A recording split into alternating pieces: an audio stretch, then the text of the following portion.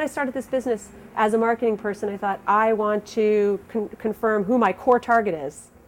And that was the first thing I couldn't do, because I had as many homeowners as I had contractors. So where does that leave a business model? So it's really challenged a lot of assumptions and a lot of ways that I've wanted to organize our own business strategy. And I guess I'm still living by the motto of, well, we're going to try to put together the best plan for today and be really very fluid for how we're going to continue to move forward with this mission. Well, it's interesting. As you know, I spent a lot of time in media and in marketing for places like MTV. And when I first started Green Depot, I really believed that a key brand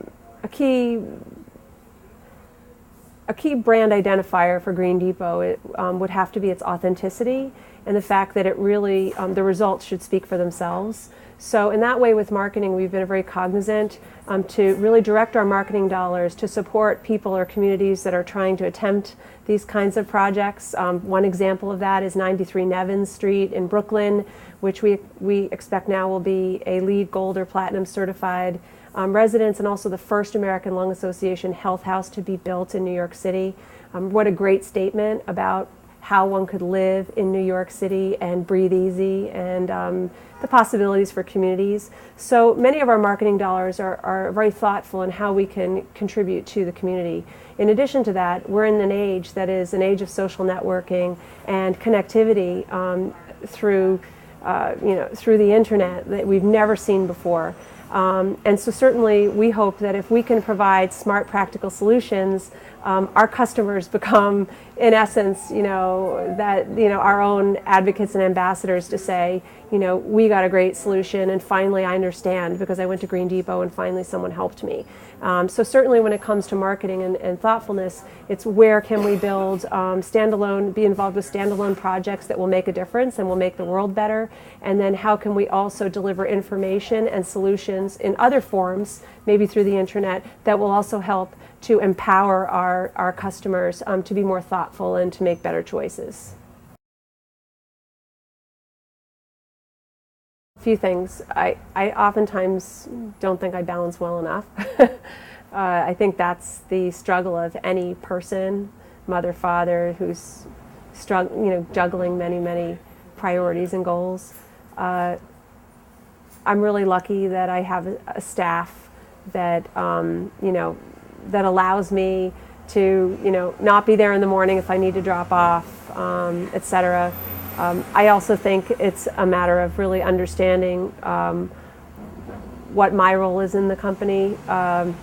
So it's a tough question. I struggle with that all the time. I think the most important thing is I try to lay out priorities for, okay, what do I want to make sure I'm there for and I show up for with my family. And then I'm so lucky I have amazing support within my family with a great nanny caregiver who's become like a member of our family, and a great husband who help us, sort of work it out so that there is that consistency. But it's certainly not much TV for me these days.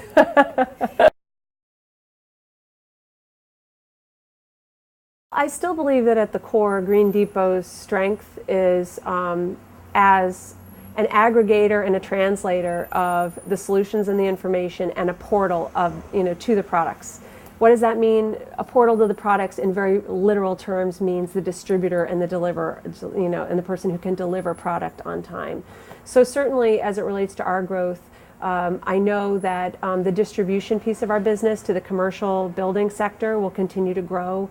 We're very well rooted there. We have warehousing, rail, and now even container ships that we've secured in South America to service even South America, et cetera, for thinking about our infrastructure. I think for any business, before you get to the store on Main Street, you need to be thinking about, what is my supply chain? How am I going to secure that supply chain with warehousing, with transport, so that I can ensure the security of the goods and maintain the integrity for those clients. So I certainly believe that in 5 years, we'll continue to be putting together solutions for commercial building projects, whether that be a project like the Albany Public Libraries or a university like the New School. Those kinds of projects will continue to be serving and more. Green Depot is very involved in supporting institutions. I'm very committed to the schools and trying to green our schools. Things like the Green Schools Alliance, which is it's just a phenomenal organization that was by schools, for schools, started by a student in New York City that now has over 2,000 member schools around the world. Green Depot is a very avid supporter of from an educational perspective, of groups like that. And so we'll continue to walk the walk with really supporting initiatives and groups that we think are doing great stuff.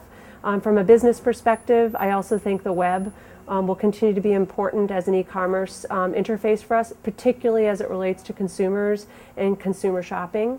At the end of the day, we started as a supplier of green building and living solutions for the people who create our communities and who build them.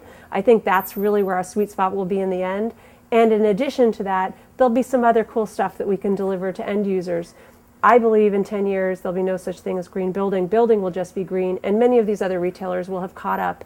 And that's great, because that means that will be change in the making. And we really see Green Depot as the change agent, hoping to lay out there what the end benefits are and translating tools so that everyone can start applying these solutions in their life.